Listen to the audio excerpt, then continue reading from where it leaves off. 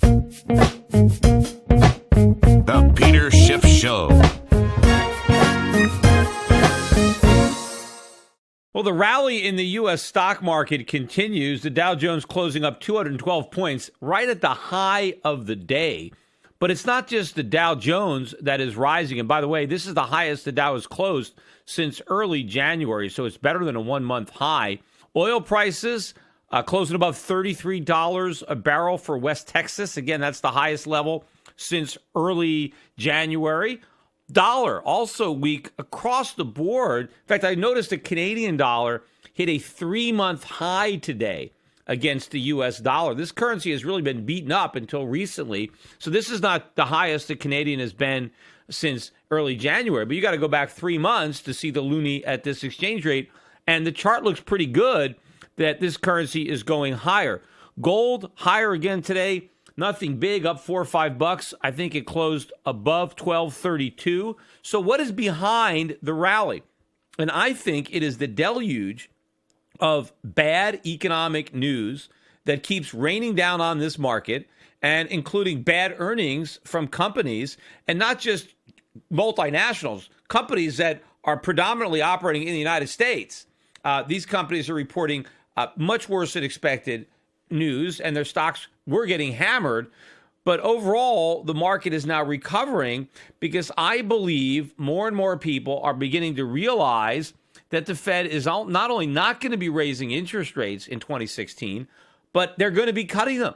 They're going to be doing another round of economic stimulus, and that is what is saving the market. The question is, will the Fed meet those expectations and actually come out and validate them, or are they going to throw cold water on it, in which case this rally will fizzle out and the market is going to go for new lows? But in fact, even Jim Cramer of CNBC can see there's a recession. I just put an article on my Facebook page yesterday.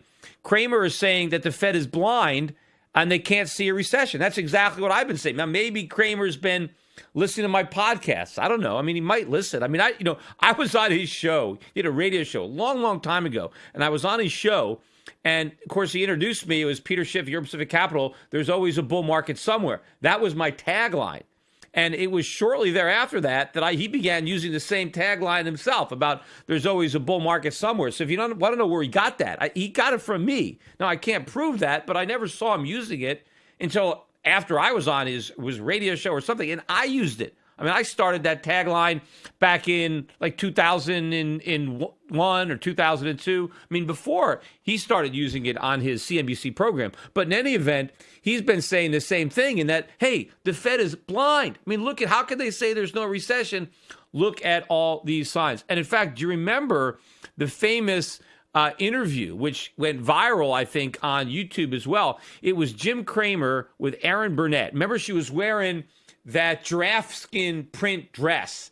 And he just went on this rant. You know, they know nothing. They know nothing, talking about the Fed, because he could see everything was imploding and the Fed was just acting like it was no big deal. And he wanted the Fed to help. He wanted the Fed to come to the rescue, like the cavalry riding in to save everybody from the Indians and do something, right? Cut rates, bail out the markets. Well, he's not ranting and raving. He hasn't gotten to that point yet. But it's very similar to me, and you got Cramer calling out the Fed for not appreciating the weakness in the economy and calling on them to do something. And I think they are going to do something. They're not just going to, turn a deaf ear to all this. But the Fed is still officially sticking to the party line, and that's one of the things I really want to talk about on today's podcast.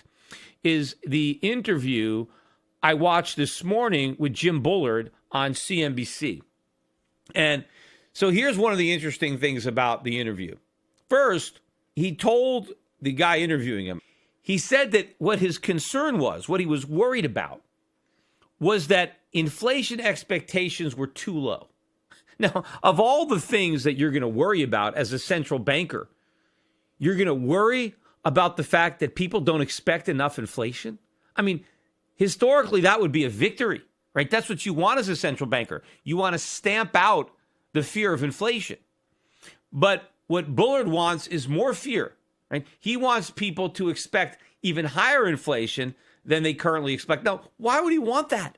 I mean, supposedly that is the thing that is restraining the economy, that somehow the lack of belief that inflation is going to be higher is somehow holding back the economy, which makes no sense whatsoever. Now, Bullard believes inflation is going to be higher. He's just upset that other people don't believe it too. But why?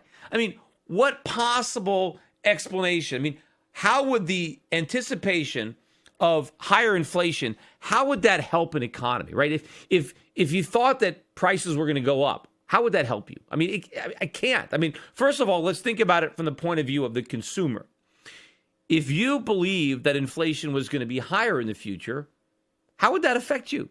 Would it make you happy to know about that? I don't think so, right? If I knew that the cost of living was going to go up, I might want to prepare for that. I might think, oh, so things are going to get more expensive. Okay, well, I better cut back on my spending because I'm going to need that extra money. I better not take that vacation, or maybe I shouldn't buy that new television or that new car because my food is going to be more expensive. My utilities are going to be more expensive. You know, my rent might go up. I better cut back, right? That's the rationale. You're not going to say, oh, I'm expecting more inflation, so I better hurry up and spend money. Why would you do that, right? Or think about it from the point of view of a businessman. If I have a business and I expect more inflation, why is that going to make me positive? I mean, if I think my customers are going to have a higher cost of living, why would that make me feel that my business is going to improve? It wouldn't.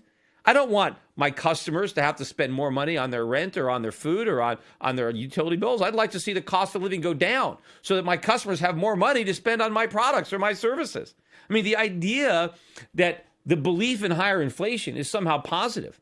Now, I suppose if I thought that I could raise my prices, but nobody else could raise theirs, well, then, that might make me feel better. But inflation is not just about one business being able to have pricing power, because if one business have pricing power, they all have pricing power, right? But also, it's not just the prices I charge, but the prices I pay, right? Some people might say, well, inflation is good for business because they can raise their prices.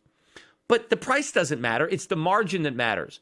Because if I'm a business, I have to buy stuff before I sell stuff. I have costs, right? I buy wholesale and sell retail. And so if I have pricing power, my suppliers have pricing power. So they jack up the prices they charge me. I raise the prices I charge my customers, and maybe I sell fewer products. So even though there's higher prices, I do less volume and I make less money. And also, what about my workers, right? If I have pricing power, maybe they have pricing power. Maybe they demand higher wages. Now, of course, it depends on their skill set and supply and demand. But look, all this is going to factor in. Inflation is never good for business. The only thing that's good about inflation is if you're a debtor. If you've borrowed money, yes, inflation will help ease the pain of that debt. But if everybody believes, maybe the Fed thinks, gee, if businesses only believed there was more inflation, they would borrow more money. But if lenders believe there's more inflation, they will ask for a higher interest rate to lend that money. So that still doesn't work. Yes, businesses want to borrow more, but lenders don't want to lend. Now they want to charge more. So real interest rates have to go up, or nominal rates have to go up. I mean, you would figure the last thing the Fed would want is for people to expect higher inflation, because what would happen to bondholders, right? You have all these people that are holding U.S. Treasuries. If they really thought inflation was going to be higher, they wouldn't want to hold them at such low rates. They would be demanding higher payments of interest on those bonds, which would crush the government because they don't have the money. And it would also crush the Fed because the Fed's balance sheet is loaded up with long-term government bonds that yield next to nothing. What's going to happen to the value of those bonds if potential buyers believe inflation is going to be higher? They're not going to want those bonds, not at those yields. So the bond prices are going to collapse and the Fed's going to take a huge hit. So it makes no sense at all that the Fed or anyone on the Fed would be worried that inflation expectations aren't high enough. They should be relieved that people aren't smart enough to expect higher inflation, because that's what they're going to get. All the people out there that don't expect inflation, they're going to be surprised. And by the time they figure out how much inflation is coming, of course, they're going to have some huge losses. But that is going to be, one of the best examples of be careful what you wish for, because you just might get it. Because when the bondholders wake up and realize just how much inflation they're going to get relative to what they expect, that is a nightmare scenario again for the Fed. Now, also, here's another thing that Bullard said in this interview. He acknowledged that the GDP growth for last year was disappointing, right? 1.8% was the growth. And who knows, it might be a little less than that. We're getting the revision to the fourth quarter tomorrow. They initially reported it as up 0.7, and so we'll see how much lower they make that. It's going to be interesting to see if it's still a positive number. We'll find out on Friday. I'm probably not going to do a podcast Friday, though, but I'll try to do one over the weekend. I'm actually going to be traveling on Friday and be down in Miami for a conference for the day. So I might record something on Saturday to address the GDP. But in any event, it was 1.8% last year. And Bullard said that wasn't that good, but that this year it's going to be a lot better. And he was forecasting about 2.5% growth for 2016. And then he said, but, that's not great. That's, nothing to write home about. It's still less than our potential, and we'd like to see more, but at least it's going to be a better year than last year. Now, what I would have loved to have seen is a follow-up question. And that question would be, what makes you think that? I mean, what is your evidence? I mean, think about that. What evidence is there that 2016 is going to be so much better than 2015? I mean, all the evidence would suggest the exact opposite of that, right? I mean, think about where we were in February of 2015. I mean, the fourth quarter GDP, the last quarter of 2014, was 2.5%. So we came into the 2015 with a 2.5% Q4 in the previous year. So things looked okay. We're starting 2016 where the last quarter was just 0.7.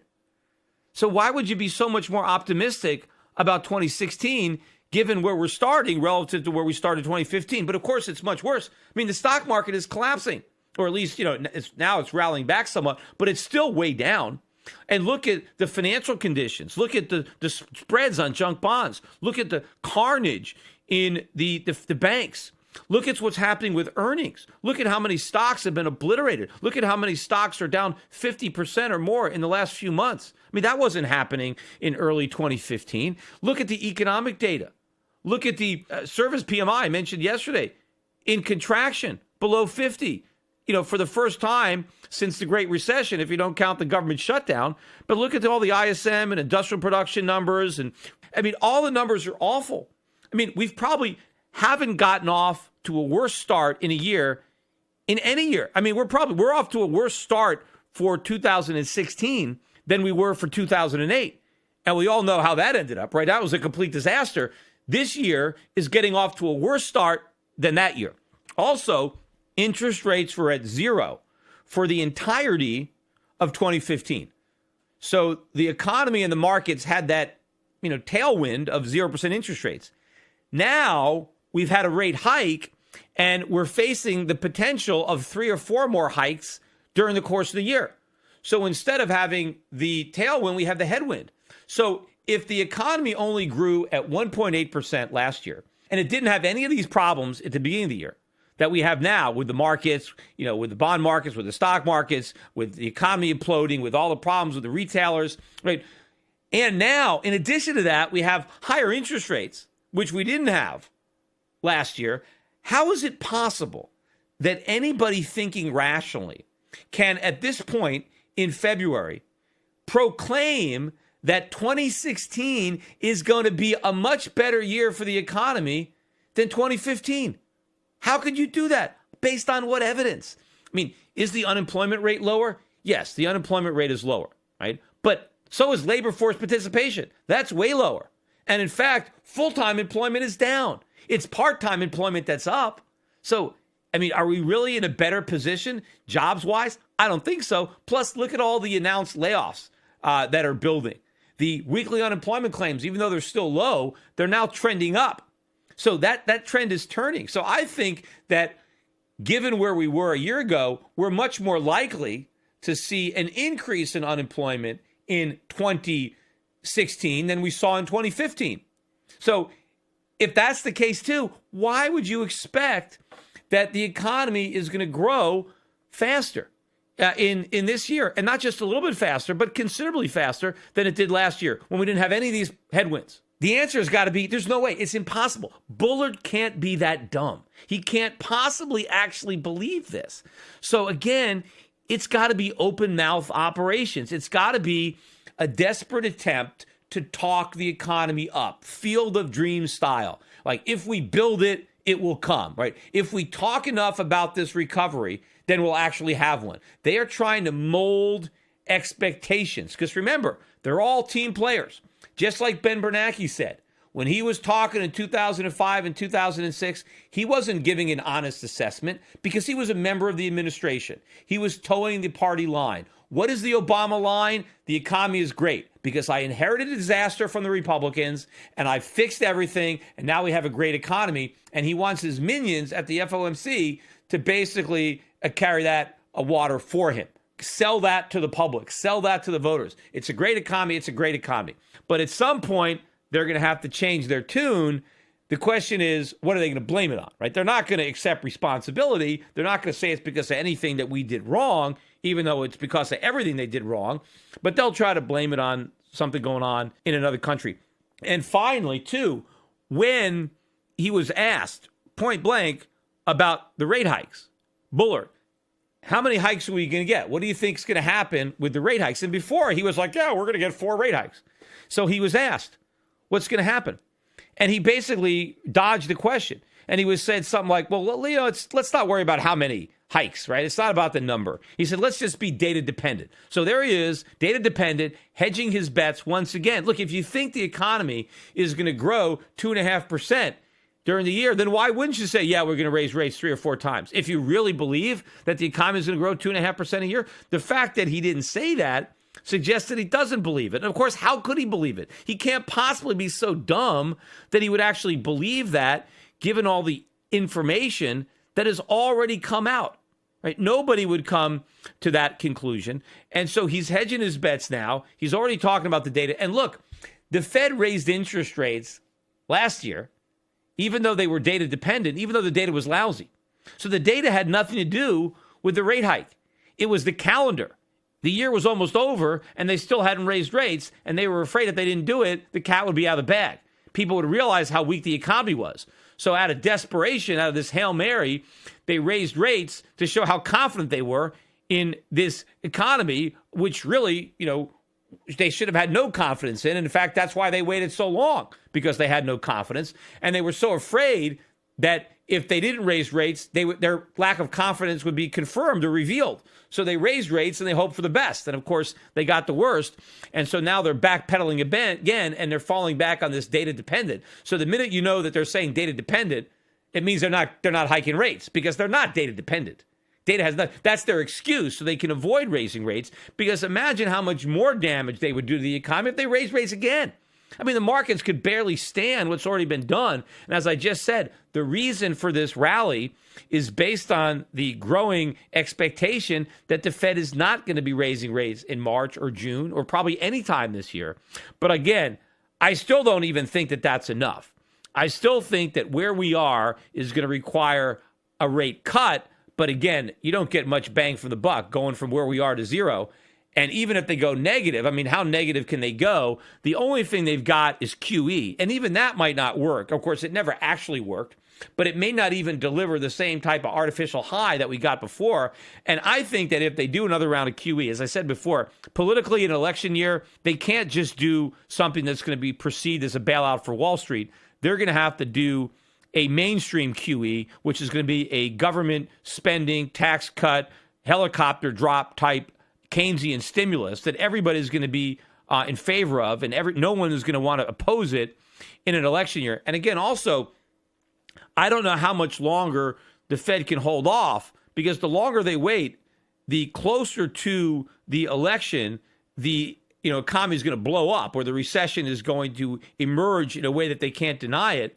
And the way it's looking, if Donald Trump's going to be the nominee, Donald Trump is a shoo-in to beat Hillary Clinton if we are in an official recession in November, right? Because Hillary's only chance is 4 more years, right? And even though these years have been bad, there has to be the perception that we're going to continue the supposed progress that we've enjoyed under Obama. But if everything is collapsed and that whole narrative of I inherited a mess and cleaned it up, if that's replaced by I inherited a mess and made a bigger mess, then Hillary can't win. And Donald Trump will. And Donald Trump will be the only guy that, if you want change, you don't vote for Hillary Clinton. She's not change. I mean, Hillary was the first lady. She was a senator. She was Secretary of State. I mean, she's all Washington. There's no change there. I mean, yeah, she's a woman, but I mean, that's nothing. I mean, that the only change that we had with Barack Obama was that he was black or he was half black, but nothing changed. It just got worse. And so nothing's going to change by having Hillary as the president versus the first lady, because it's the same old, same old. If people want to vote for change, the only candidate that can actually sell change is Donald Trump. And I actually think Donald Trump will get a lot of Bernie Sanders voters. He'll get a lot of crossover voters, because a lot of Bernie Sanders voters, they don't even care. They're not even necessarily voting because they believe in socialism. They just want to throw a monkey wrench into the political machine. They just want to do something that they perceive the establishment doesn't want. They want something different. They just want to send Bernie in there to screw things up and to be disruptive and to do something different, because even if they don't even know what it is or approve of it, at least it's not the same. People know that what we've been doing doesn't work. So let's try anything. So I wouldn't be surprised to see a lot of the Sanders voters say, well, I'm not going to vote for Hillary, so I'll just vote for Trump, because he's promising a bunch of something for nothing too. He's promising that to bring back jobs and not raise my taxes and increase government programs. I mean, he's promising to take care of our vets. I mean, I never heard Trump make a speech where he didn't promise to take care of our vets. What does that mean? Spend more money on vets to get their votes. He's promising, to build all these walls, not going to cost anything, right? We're going to somehow impose tariffs that China's going to pay for it, Mexico's going to pay for it. He's going to build up our military, spend more money on the military. He's promising to replace Obamacare with who knows what. I mean, he's talking about all kinds of things. He says, I want to save Social Security, no cuts to Social Security. So he's promising a lot of things that maybe Bernie Sanders voters can get on board with. So if the Federal Reserve doesn't want to just hand this election to Trump on a silver platter, they are going to have to do something. There's a lot of pressure building on the Fed from the Obama administration and probably from Wall Street to do something.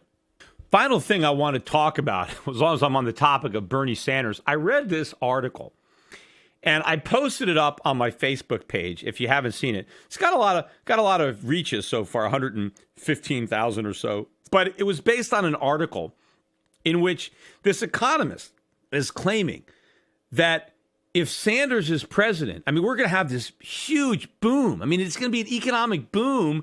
We're going to have a huge increase in the GDP. Real incomes are going up. Real wages are going up. And this guy is saying, if we just elect Sanders and do his plan, right? Not just elect him, but we implement all the things that he's promising, it's going to be like a huge economic boom. Everybody's going to benefit. It's going to be massive economic growth. Unemployment is going to plunge. Incomes are going to surge. Productivity is going to go up. All this stuff is going to happen. Complete and utter, unadulterated liberal nonsense. And, one of the funniest parts of the article is the reason that the economy is going to do so well is because the economist that wrote it, he writes that Sanders is going to juice GDP and productivity by pouring $1.5 trillion into the economy. Like, the economy is a big pot, and Bernie Sanders is going to come along with a pitcher, and he's just going to pour $14.5 trillion in there and stir it up, right? And so now the economy is going to have this extra $14.5 trillion, and so that's going to really juice it up. We're going to have all this extra productivity and all this extra GDP. Yeah, I mean, the guy that wrote this article ever thought about, where is Bernie Sanders going to get the $14.5 trillion? I mean, Bernie Sanders doesn't have it. I mean, what is he? He barely has any underwear. Although that was a joke from Saturday Night Live, right? He had, 2 or 3 pairs of underwear, or 1 pair of underwear. But Bernie Sanders doesn't have much money. I mean, even Donald Trump doesn't have that kind of money. I mean, Donald Trump could pour a couple of billion into the economy, I guess. He can empty out all of his accounts. Although even he can't pour it into the economy because it's already in the economy. And that is my point. Bernie Sanders doesn't have a magic pitcher full of $14.5 trillion that he could just pour into the economy. I mean, can the Fed print $14.5 trillion and pour it into the economy? Sure. But is that going to make the economy grow? No. It's just going to make prices go up. I mean, if you could grow the economy by printing money and stirring it on into the pot, everybody would do that. And it would be so simple to have real economic growth, but it doesn't work that way. But Bernie Sanders can't do anything. I mean, where is this $14.5 trillion that he's pouring in? Where's it coming from? Where's he going to get it? Now, the guy that wrote the article goes, well, he's going to get it because we're going to increase minimum wages. We're going to have all these programs. We're going to create jobs and put people to work, and all that's additional money. But no, it's not. I mean, first of all, if an employer is going to pay his workers more, then he's going to earn less himself. Or if it's a public company, the shareholders are going to earn less. There's nothing being poured in anywhere. It's just being transferred. You see, before the government could pour $14.5 trillion into the economy, it first has to siphon out the $14.5 trillion. And in fact, it's got to siphon out more than $14.5 trillion because you have this dead weight loss. Because, the government is just taking money away from one part of the economy and then putting it into another part of the economy. But it doesn't work for free. Government is very expensive and very inefficient. My father's line, they told me to describe it. This is government aid, which is what this is, right? Government transfer payments. It's like trying to give yourself a blood transfusion from your left arm to your right arm, only you spill half the blood on the floor in the process, right? So you lose blood. And so this is what Bernie Sanders wants to do. He wants to give the economy a transfusion. He wants to take $14.5 trillion out of one part of the economy and put it someplace else. He's not pouring anything in because he's only pouring in what he siphoned out. But you got to pay for all the government in the process, so it's a dead weight loss. But it's more than that, because you got to look at where the money is being pulled out and where it's being pushed in. Because all the taxes, all the higher taxes that Bernie Sanders wants are on investment income, right? If you're going to tax the upper income, you're not really taxing what they spend. You're taxing the money that they were going to save and invest. And so you're leaving less money available to save and invest in the private sector. And the money that's being doled out is more or less just going to be consumed. More transfer payments or higher wages that are just going to be spent, right? They're not going to be invested. They're not going to be saved. So you're converting resources that would have been used to support investment and real economic growth and higher labor productivity and more economic output, and you're diverting those resources to pure consumption. So that is going to lower our future standard of living, not diminish it. So by taking money out of the private sector where it would have been invested productively and just diverting it through the government sector to be spent frivolously, that's going to lower our economic output, our GDP, ultimately lower our employment. But also, what about the incentives? When you ratchet up taxes, I mean, if you look at all the tax increases that Bernie Sanders has, the marginal tax rate, because he wants to eliminate the cap on Social Security. So, you have to pay that 15% on all your money. He wants to raise the income tax. And so if you take a higher income tax and a payroll tax, and, you're talking about 70+% marginal tax rates. Now, what is that going to do to our biggest earners? That's going to create a powerful disincentive to retire early, to not work as hard, because you're not going to receive as much of a reward for your labor. But also, the higher the income tax, the more valuable leisure becomes, right? I mean, think about that. If the government's going to take 70% of your income, they're basically subsidizing 70% of your vacation. Because if I decide to take a vacation instead of working and my income goes down, I don't lose the 100 cents. I only lose the 30 cents. So it makes it cheaper and cheaper for me to take a vacation instead of work, right? If I was in the 99% tax bracket, why work? I mean, I'm only going to get one penny on the dollar. I might as well take a vacation, because how much do I have to lose? I just lose a penny.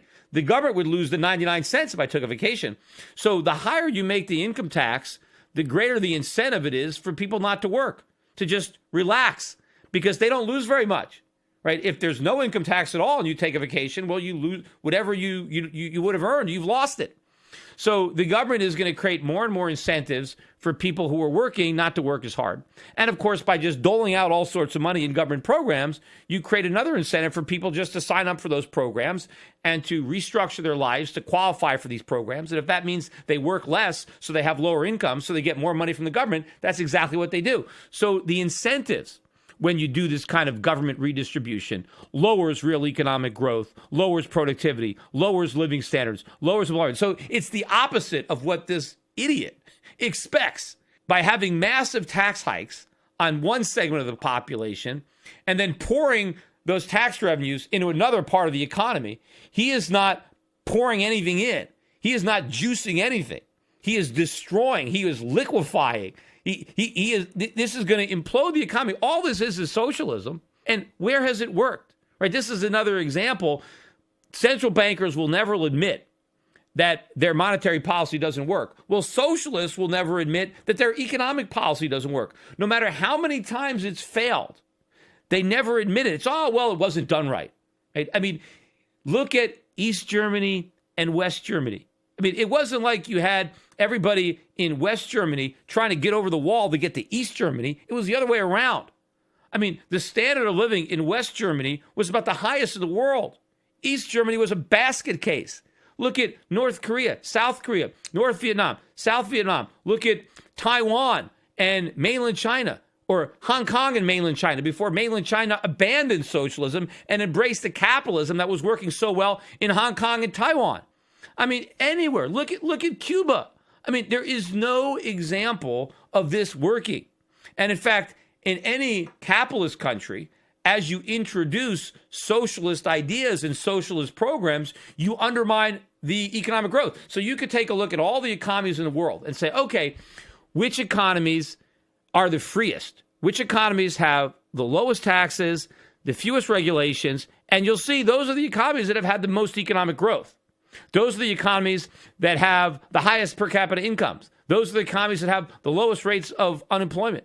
So the more you basically encumber a free market with socialist programs, and see Bernie Sanders will say, look, I'm not a total socialist. I'm this democratic socialist. I just want to do more stuff like Social Security and Medicare and Obamacare. I just want to expand all that good stuff. That is the stuff that is destroying our economy. Yes, that is socialist stuff, and it doesn't work. See, Bernie Sanders likes to say, well, everybody loves Social Security, so you'll love all the other socialist ideas that I have. Well, a lot of people don't love Social Security. It's just that the people who are on it, they want their money.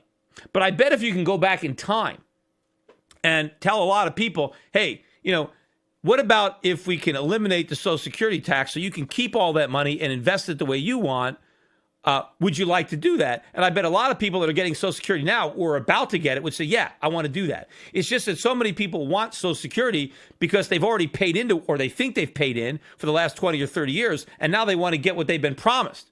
So what they want is the money they've been promised. I don't think they like the program. They just want their money. And they want to make sure that politicians don't cut it. But I think a lot of people understand that the program's a lousy deal. And in fact, a lot of young people who are in their 20s and their 30s, if you said, hey, we'll let you out of this deal. Hey, will you sign a deal right now that says, you'll have no Social Security taxes. Your employer won't have any Social Security taxes. You just sign off on your benefits. And I bet the vast majority of people in their 20s and 30s would take that deal in a heartbeat. I mean, I'd take that deal now. I'm 53. If the government came to me and said, hey, we'll stop all your Social Security taxes now, in exchange for giving up all your benefits, I'd give them up. Even though I've been paying in for 30 years? I still think I can do a better job investing my own money for the next 10 or 15 years and give up all of those promises. So those programs don't work. They've never worked. They're a disaster. And the programs that Bernie Sanders is promising are going to be, or would be, an even bigger disaster. There's so much factually incorrect information and underreporting by legacy media today. Shouldn't there be truth in media? Well, there is. Truth in Media. Recently, a novel thought is now a reality with truthinmedia.com. Led by award-winning journalist Ben Swan, truthinmedia.com is the source for uninfluenced, reliable, fearless news, where journalists pursue real questions, not conspiracies. Make truthinmedia.com your default browser's homepage today and get breaking news and commentary that speaks the truth to power. It's also where you can tune into the Peter Schiff Show every week. Visit truthinmedia.com today. That's truthinmedia.com. Access to Truth in Media RSS feed by visiting truthinmedia.com/feed. Attention listeners, I have an urgent message for you. We're in the middle of a war. The global conflict is destroying the lives of millions without a single bomb being dropped. It's called the International Currency War, and your bank account has been drafted to fight. The victims in this conflict are our currencies, the dollar, the euro, the yen, the pound. They are all heading to zero as irresponsible central banks compete to see who can print the most the fastest. But there's one form of money politicians and central banks can't destroy: gold. Today, it's more important than ever to understand the value of gold in your portfolio and to keep a close eye on major market developments. Subscribe to my monthly video cast and you'll be the first to hear my latest analysis on gold investing and the currency wars. Visit goldvideocast.com right now to subscribe for free. I call the dot-com bust, then the housing bust, and I advise clients to diversify into foreign equities and hard assets while the rest of Wall Street laughed at me. Now I want to keep you up to date on the next crisis that is brewing. My gold videocast also includes personal interviews I've conducted with other contrarian investors like Jim Rickards and Axel Merck. Gold has gone up 256% since 2003, but it has a lot further to go. Don't miss the rally. You can prosper during this time of currency wars, but only if you stay educated. Get a free subscription to my gold videocast at goldvideocast.com. That's goldvideocast.com.